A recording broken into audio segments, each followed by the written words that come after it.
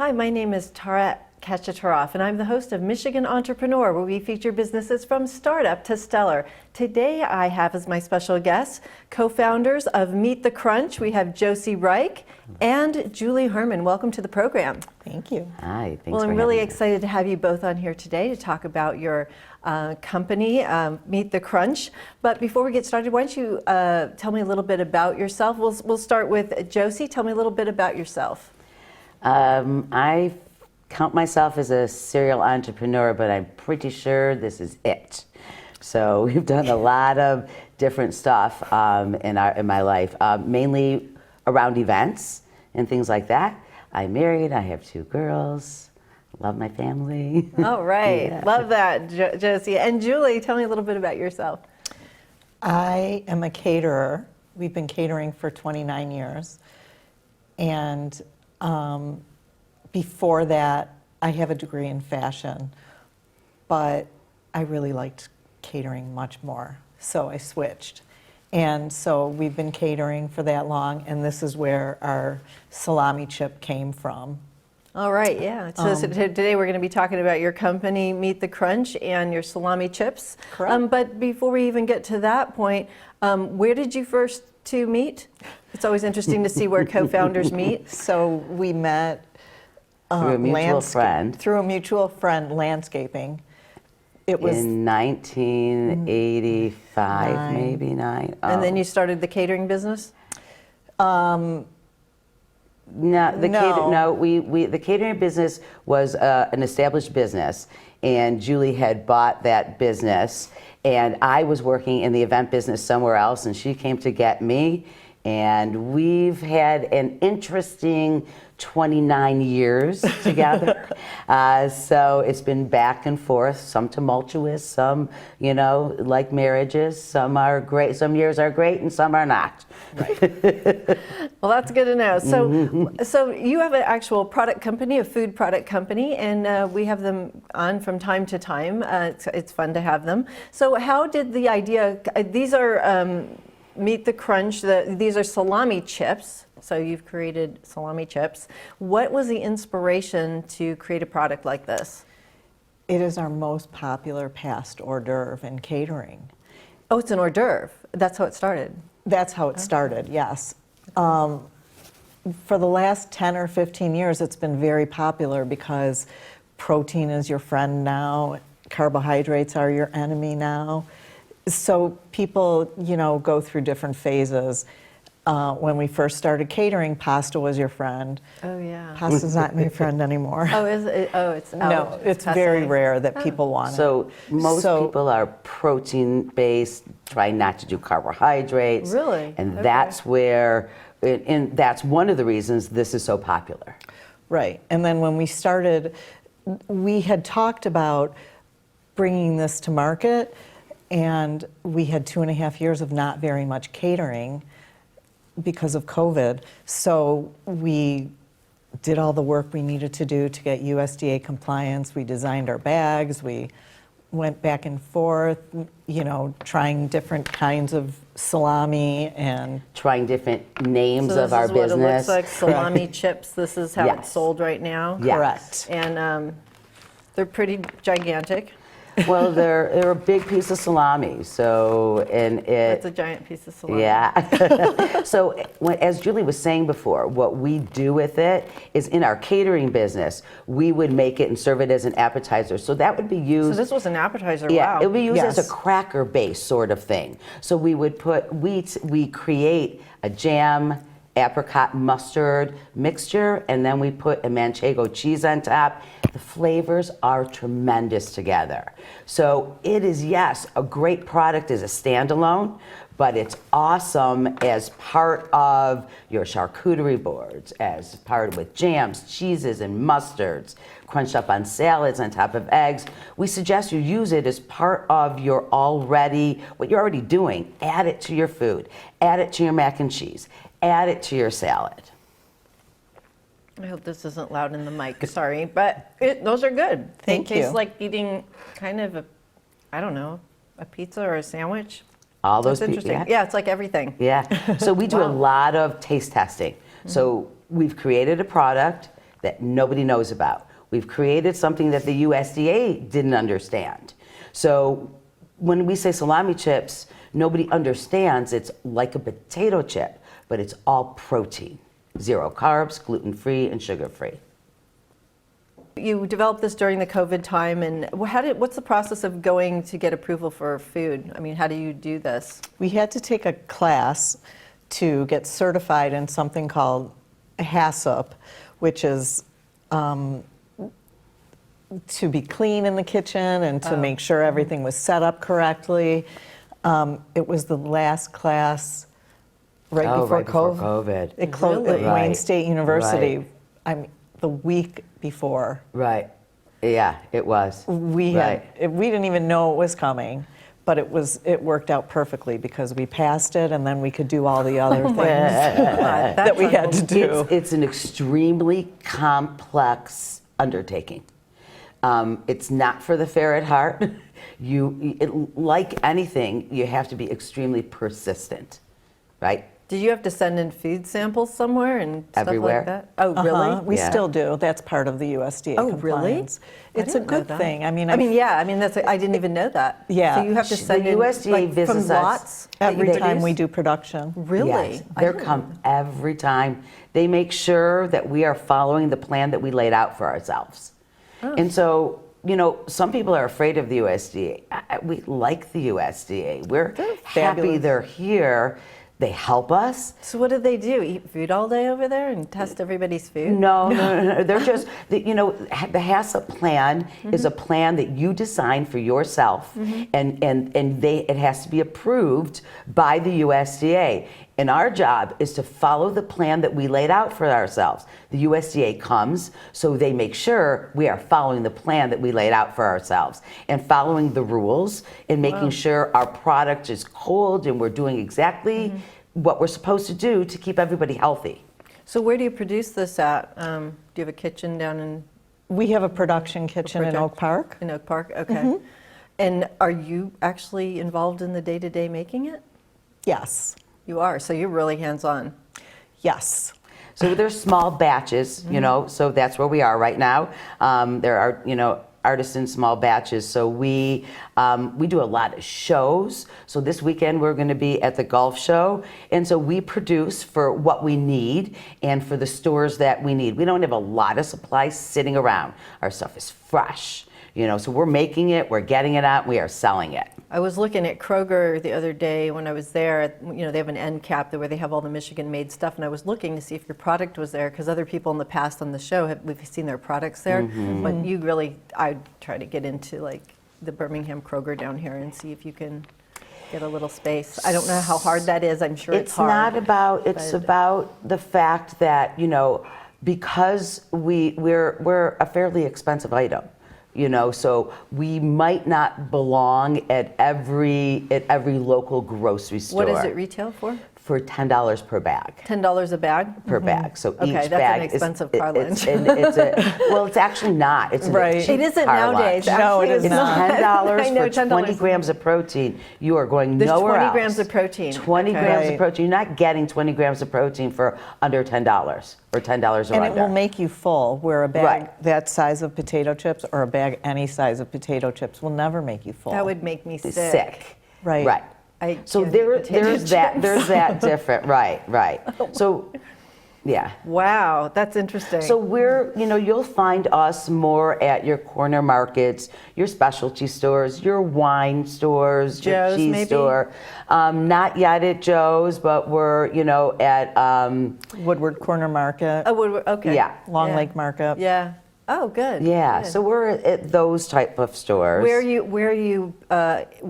in the? Are you in the chip aisle? Where are they putting you? Where are they placing you? By the cheeses usually. Oh, by the cheeses, and okay. the charcuterie Okay. area because that's fits really with the where we pricing and it fall. fits- Yeah. yeah, okay. And that's charcuterie is expensive, and we're taking a piece of a product that's already ready to eat and we're refinishing it again. Mm-hmm. So we're taking something ready to market Yeah. and we're doing something else to it. So that's where our price point comes from. You know, what I like about it is like you could buy that and serve it, you know, at your home and it looks really elegant for, you know what I mean? Like Right. nobody's going to make that. That'd be impossible. Right, I mean, right. I mean, out of the bag, I mean, that's, People love it because they have variations of what they've been doing for years. So when we do these shows, people say, yeah, I do this. I put it in the microwave and I microwave it for a minute and, you know, and I'm like, gotta oh be my tough. God, all that grease is like smashing into the, you know. So when we do it, because when, you know, half the fat falls off. Because you're lifting it out.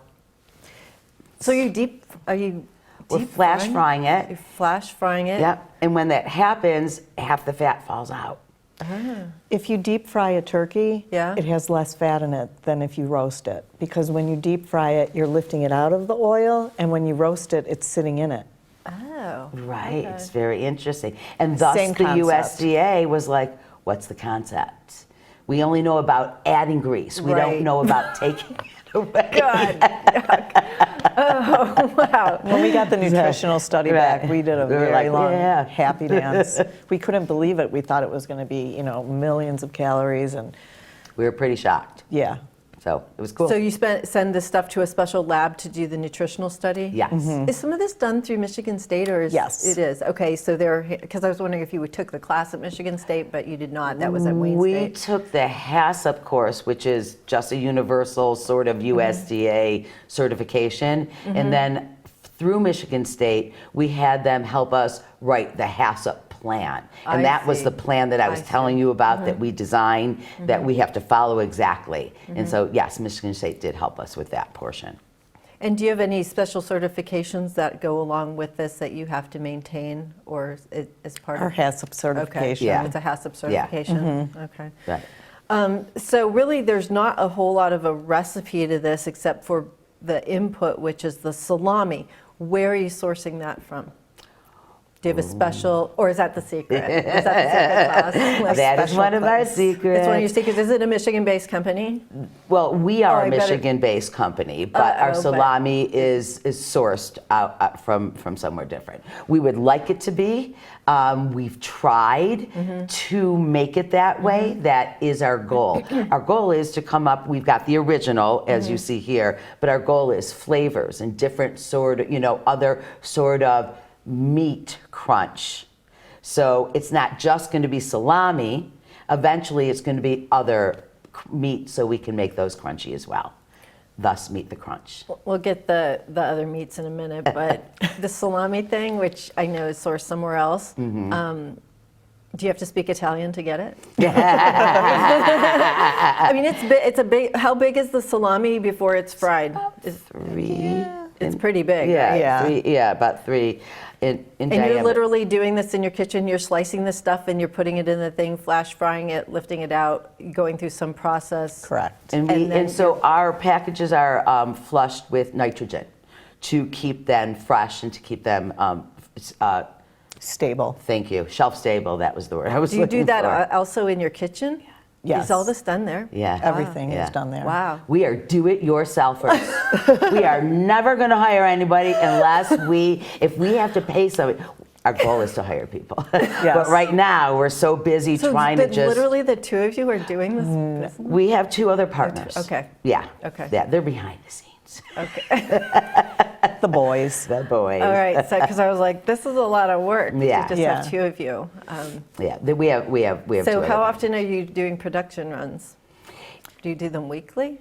Yeah, Oh, yeah. yeah. Sometimes a Oh, few oh. times a week. It depends on where we are. Depends on how many shows we're doing, and what's coming up. Like I said, because we do And them how in many small orders we batches. We have. do not have a warehouse sitting Right. around filled with these things. Yeah. Because our goal is to keep them fresh. We have a 6-month shelf life on them now. They really could be a lot longer. We're choosing not to do that right now. Make it a consumable Yeah. product. Yeah. So, how are you? The other meats that you're thinking about, can you mention those, or is that not mentionable right now? Well, they're really some of them we can mention. I mean, some might be a pepperoni. It depends on how everything comes out. Every meat, every charcuterie meat is not the same. Correct. So Because of the fat, right? Because there's The fat. because Because of of- whatever reasons that there are, we would really like to do. This one has pork and beef. We'd like to do a full beef one, but somehow we haven't found the right recipe to make it work out. So And it's you kind of a probably lot of had trial to and error. experiment a lot with this to get the right thickness because you can't have it falling apart. Not only that, we had to experiment with the kind of salami, Okay. the length of it being cooked. There was, it took Did a you lot keep like more. a big master We had it written spreadsheet down. thing? This equals this equals this. Yeah. Right. Right. We originally actually, this is not the original one that we started with. We really tried to do. Genoa. Well, no. It was, oh, come on, what's the word?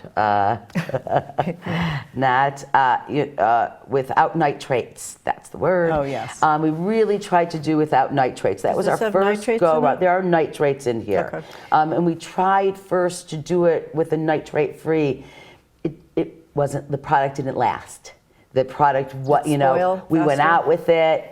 We shouldn't have. We revamped. I mean, there's so So much nitrates to it. they're for helping preserve, right? Yes. Preservatives Yes. to keep it Right, from and spoiling. also we did some background on nitrates, and we learned that salami builds its own anyway, regardless Celery. When you put in celery powder, every salami has nitrates. Some are natural nitrates, and some are put in, not natural nitrates. know that. Every salami has like a celery powder that does create a natural nitrate. Even if they say no nitrates, there's a natural nitrate in there. I did not know that. Celery powder. So Who knew, many right? things we didn't know. So many things we know now. Yeah, like 3 years later, right? of, right? Right. So Yeah. what's been one of the biggest challenges that you've faced with this type of company, building this company? And I'm not talking the personality thing here.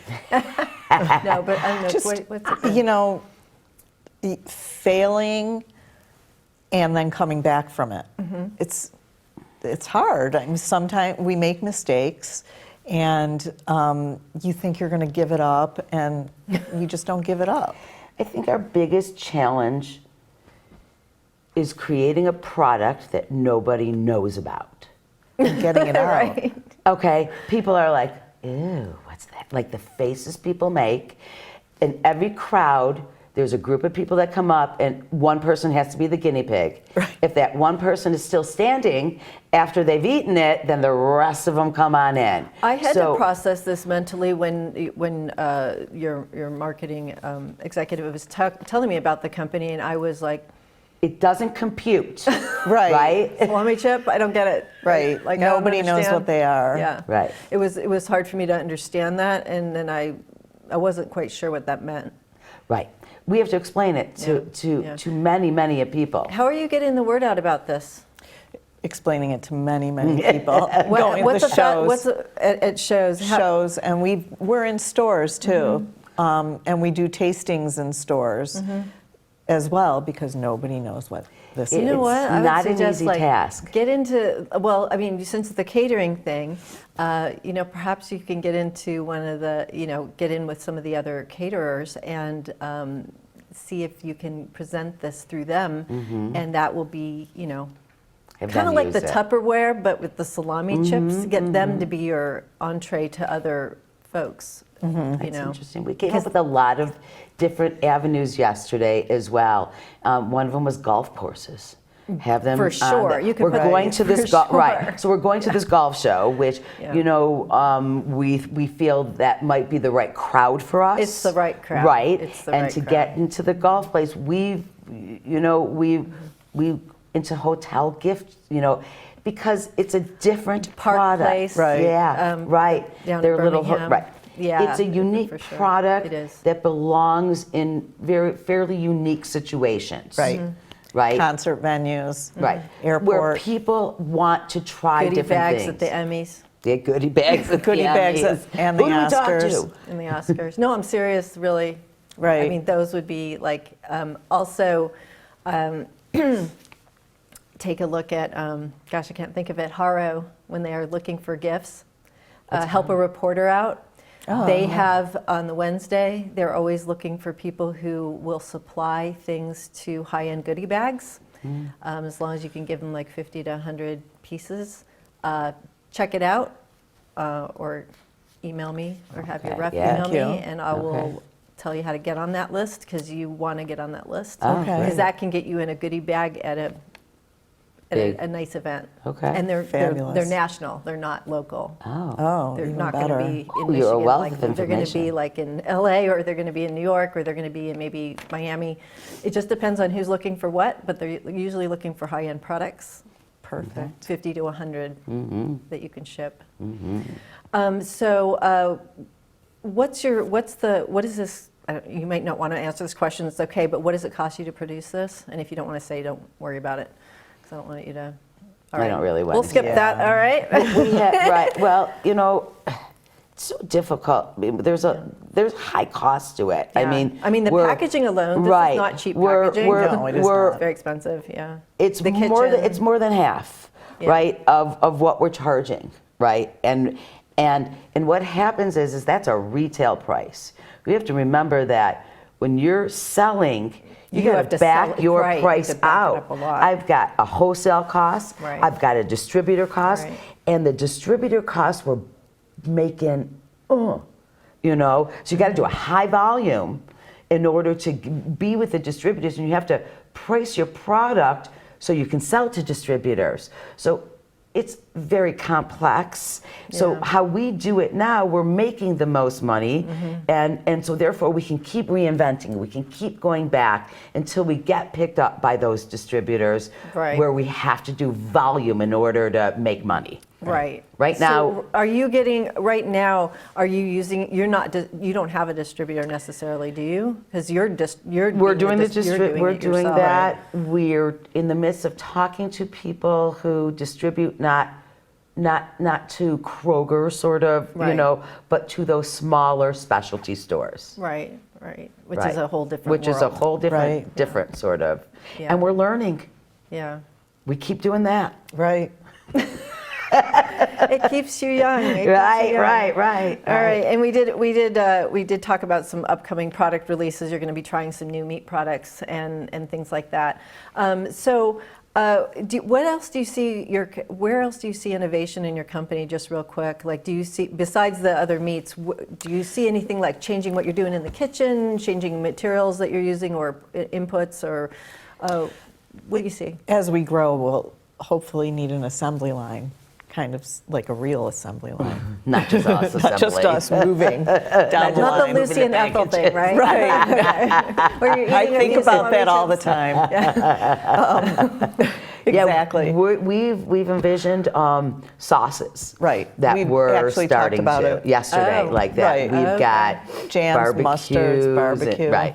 So we've got some things in the works like that because these are great, like I said, alone, but paired, it's an incredible flavor.